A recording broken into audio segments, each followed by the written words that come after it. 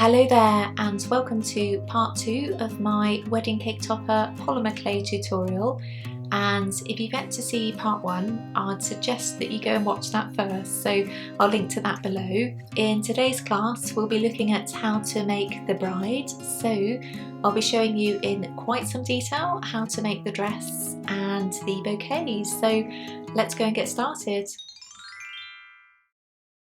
So now we're going to move on to make the bride's body and dress, and I just wanted to mention that in terms of skin tones I use the Doll Art collection from FIMO, and I tend to buy Cameo, Sands and Nougat or Nuggets.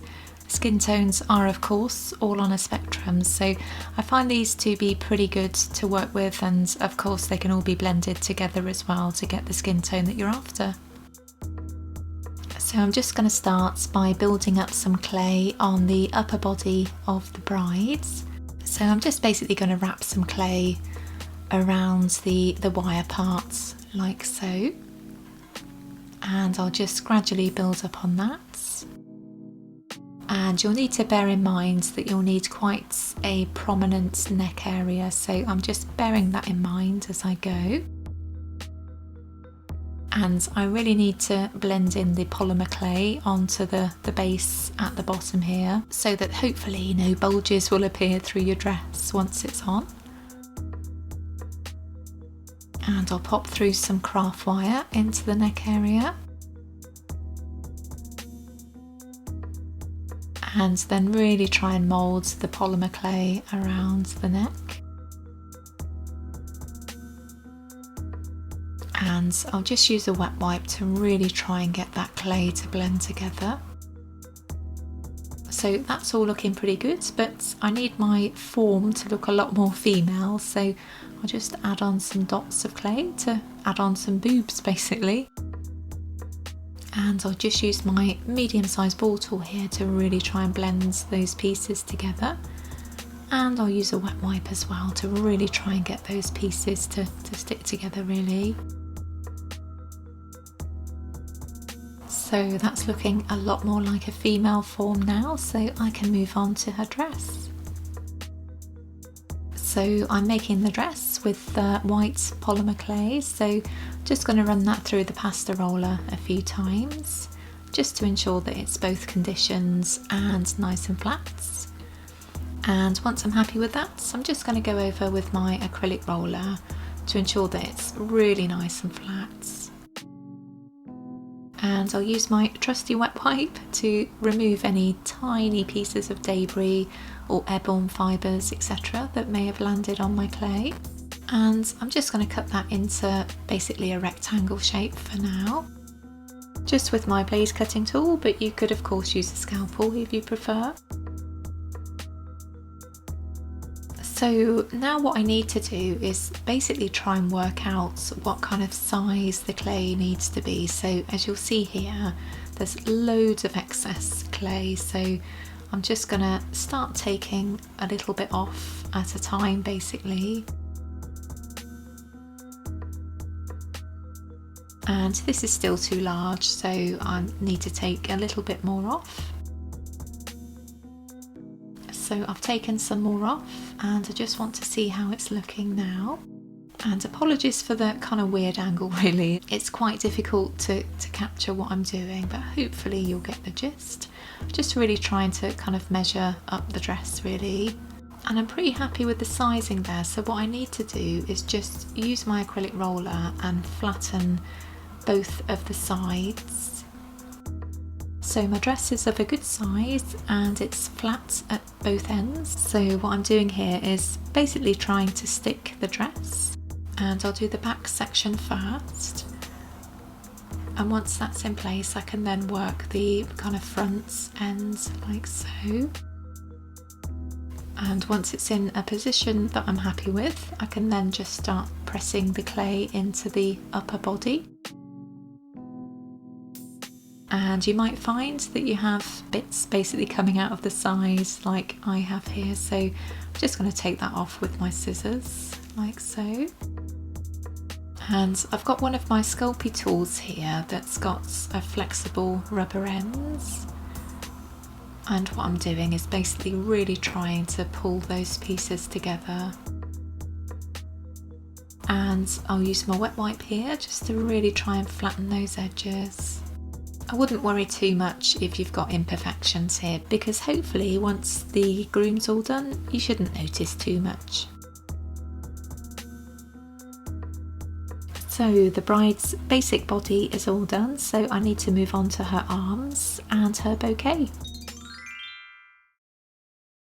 So now I'm moving on to the bride's arms and bouquet. So I'm going to start with the arms, and I'm making them in a really simple design.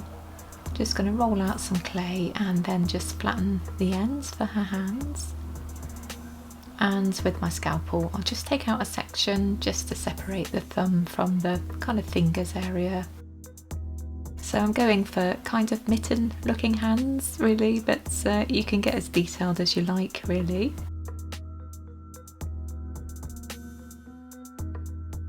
And moving on to the bouquet, I've got some green polymer clay and 2 shades of pink. And I'm making some very, very basic roses, but again, if you wanted to go for a more complex design on your flower, that's entirely up to you. And with a rectangle kind of shape, what I'm going to do is just take the end off so it's nice and thin at the ends, and then just curve that round like so. So I'll just make that a little thinner at the ends, and I'm going to need 7 of these. And moving on to the leaves, I've got a very tiny little cutout tool here, and I'm going to cut out 6 leaf shapes. So now I can construct my bouquet, so I just need to basically put 6 roses around the centre rose. There we go. And just twirl that around in your fingers just so that the roses stick. I'll take the end off. And now I'll add the leaves, and they're basically just going between the roses like so.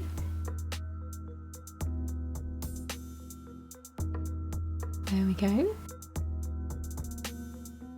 And to make it look a little neater once it's on the wedding cake topper, just going to add just a little length of white clay. Just take the end off. And it's entirely up to you, but you can also use some teeny tiny seed beads just for a little more kind of detail really on your bouquet. Just need to ensure that they're going to stick well in place really, so I'm pushing them down slightly with my tool here. And there we go, my bouquet is all done. So now I can start adding my elements to the cake topper. So I'm just going to add on the arms first of all. And obviously I need them to stick well, so I'm just using my fingers to blend in the clay like so.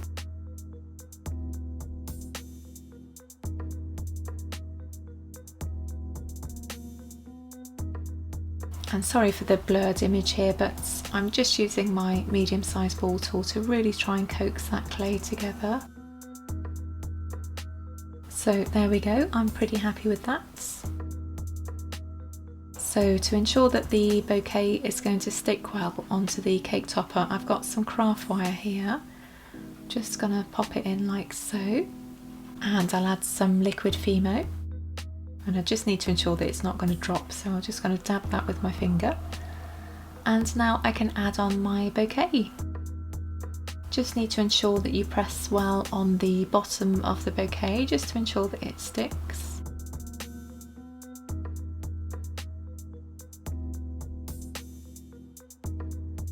And once you're happy with the positioning, you can just mould the hands around like so.